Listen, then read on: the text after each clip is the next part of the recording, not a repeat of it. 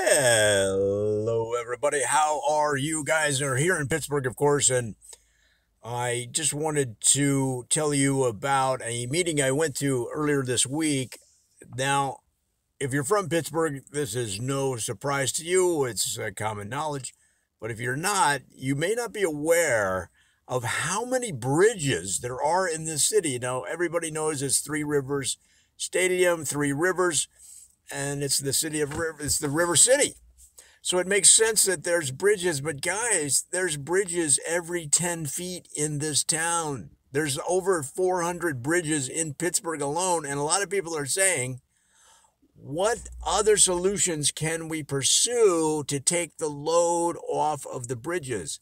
A lot of people know that the bridges in this country are way overdue on being repaired, maintained.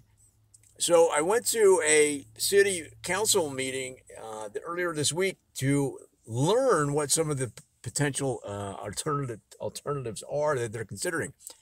So one of them is really interesting. They are thinking about having big hot air balloons, kind of like blimps, right? Dirigibles that would pick up cars in downtown and take them out to the suburbs. So you might be at your job, let's say down near Market Square, right?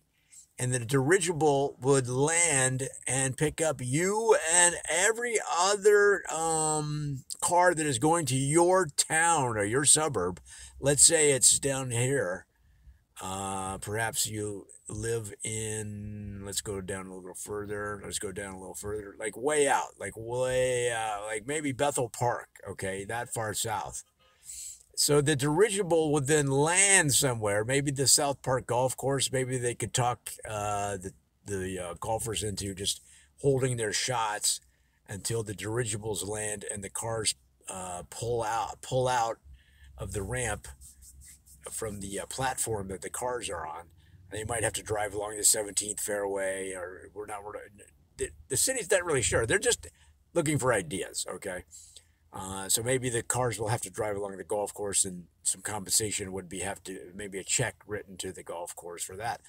But that's just one idea. Dirigibles, or you might call it blimps, is the more common term. You've seen the Goodyear blimp or the whatever it is now, and it's a really interesting idea because, guys, these bridges, when you get to rush hour, there are more cars on the bridges than there are on the regular roads. That's a statistical fact that they've discovered from a research study at a local university. They found that during rush hour, between 5 and say 8 p.m., there are statistically more Pittsburgh cars on the bridges than on the regular road. So the city's looking for some ideas. So one that is probably a little bit more pedestrian is just some good old ferries, all right? So maybe have a ferry that runs from Point Park here across the Monongahela to the Hard Rock Cafe. Okay, so let's say you go to Point Park University, and then you would just cross this area here, and you would go to the Hard Rock Cafe for dinner. Although, that I don't know what they have on the menu these days. Maybe it's just appetizers. Maybe it's a full menu. I don't know. But let's say you're staying at the Sheraton Pittsburgh Hotel at Station Square, and then you could get on a ferry and go to your business meetings over here in the Market Square area, the downtown area. Maybe you're a financial executive. Maybe you put all your money into a startup that failed, and now you're on the rebound. You're trying to recoup some of those losses. Well, a ferry would make things a lot easier. See, otherwise, you would have to go from here, this area in the middle, right in the middle of your screen, over to the Smithfield Street Bridge. And so, in other words, you have to go over and then cross the bridge and then go over again to see. Whereas a ferry would take you right across. So the city does have a slush fund that they're looking at called the Ferry Fund that would finance, they're talking about 400 or 500 ferries going up and down these different rivers, okay? Of course, you've got the Ohio, on the left, and on the bottom of there you got the Monongahela, and then up here, whatever this river is, the Allegheny. So 400 or 500 ferries crossing these rivers would make things a lot easier. Now here at Brunot, you'd have to have ferries going to the island and then coming away from the island. You'd have to have double ferries. But it would take so much pressure off all of these bridges. Look at right here. Look at right here. There's 3 bridges right next to each other. Every street has a bridge. The Roberto Clemente Bridge, the Andy Mayberry Bridge, and the Rachel Carson Bridge. Guys, every street has its own bridge right here. Well, you would think, okay, well that means then that the traffic is nice and light because there's so many bridges. No. It's some kind of weird statistical fact. It's kind of like in Los Angeles. They decided to add more lanes to the 405. What happened? It didn't do anything. So the more bridges you build in Pittsburgh, it doesn't relieve the pressure on any traffic whatsoever. So that's why they're looking at dirigibles to pick up groups of cars, maybe 10 to 20 cars at a time. They're looking at adding ferries.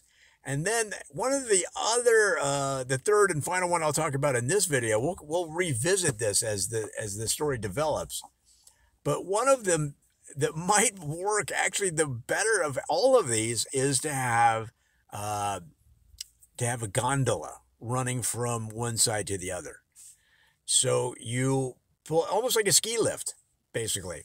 Or if you've ever been to the state fair, the Pennsylvania State Fair, the Ohio State Fair, or wherever you live, I'm sure you've seen the gondola. Maybe you've been to Disneyland, Disney World.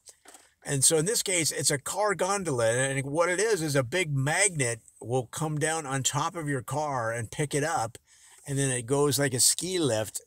And then there's various, in the middle, it'll sag a little because it has to go across the water.